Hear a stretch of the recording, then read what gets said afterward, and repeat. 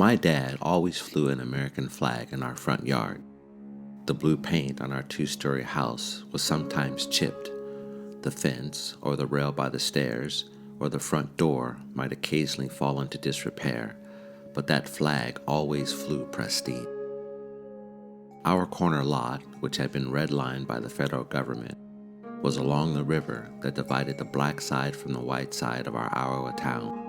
At the edge of our lawn, high an aluminum pole, soared the flag, which my dad would replace with a new one as soon as it showed the slightest tatter. My dad was born into a family of sharecroppers on a white plantation in Greenwood, Mississippi, where black people bent over cotton from can't see in the morning to can't see at night, just as their enslaved ancestors had done not long before. The Mississippi of my dad's youth was an apartheid state that subjugated its black residents, almost half of the population, through breathtaking acts of violence. White residents in Mississippi lynched more black people than those in any other state in the country, and the white people in my dad's home county lynched more black residents than those in any other county in Mississippi for such crimes as entering a room occupied by white women, bumping into a white girl, or trying to start a sharecroppers union. My dad's mother, like all the black people in Greenwood, could not vote, use the public library, or find work other than toiling in the cotton fields or toiling in white people's houses. In the 1940s, she packed up her few belongings and her 3 small children and joined the flood of black Southerners fleeing to the north. She got off the Illinois Central Railroad in Waterloo, Iowa, only to have her hopes of the mythical promised land shattered when she learned that Jim Crow did not end at the Mason-Dixie line. Grandmama, as we called her, found a Victorian house in a segregated black neighborhood on the city's east side, and then found the work that was considered black women's work, no matter where black women lived, cleaning white people's homes. Dad, too, struggled to find promise in this land. In 1962, at age 17, he signed up for the Army. Like many young men, he joined in hopes of escaping poverty. But he went into the military for another reason as well, a reason common to black men. Dad hoped that if he served his country might finally treat him as an American. The Army did not end up being his way out. He was passed over for opportunities, his ambition stunted. He would be discharged under murky circumstances and then labor in a series of service jobs for the rest of his life. Like all the black men and women in my family, he believed in hard work. But like all the black men and women in my family, no matter how hard he worked, he never got ahead. So when I was young, that flag outside our home never made sense to me.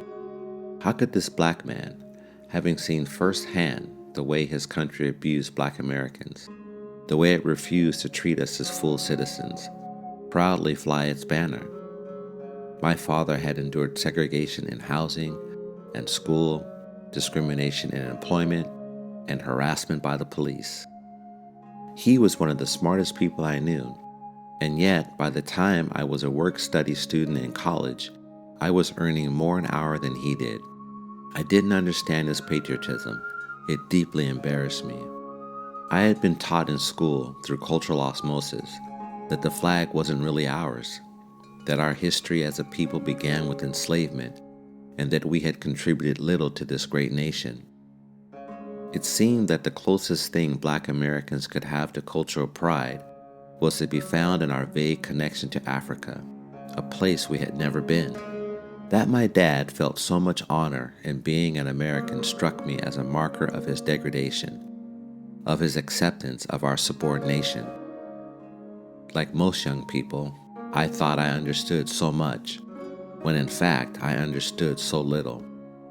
My father knew exactly what he was doing when he raised that flag.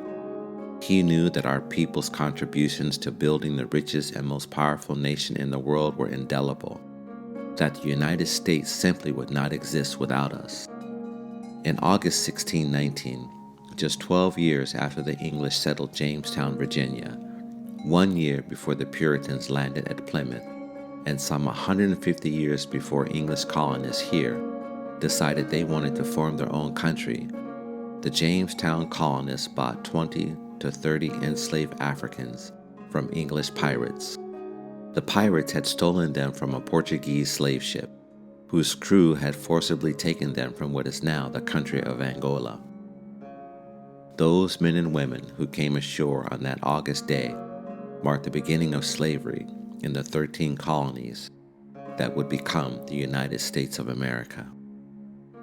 They were among the more than 12.5 million Africans who would be kidnapped from their homes and brought in chains across the Atlantic Ocean in the largest forced migration in human history until the Second World War. Almost 2 million did not survive the grueling journey known as the Middle Passage.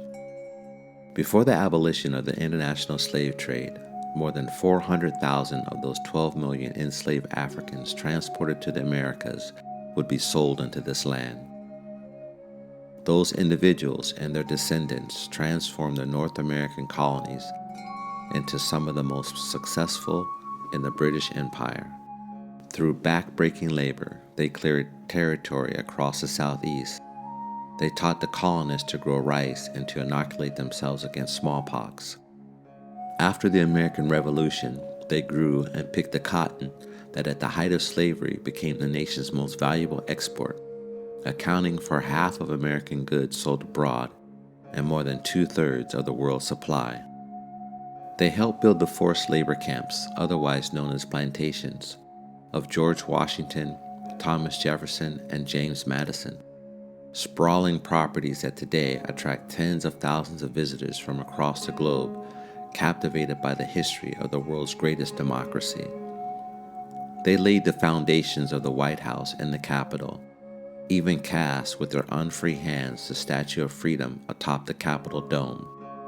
They lugged the heavy wooden ties of the railroads that crisscrossed the South and carried the cotton picked by enslaved laborers to textile mills in the North, fueling this country's industrial revolution.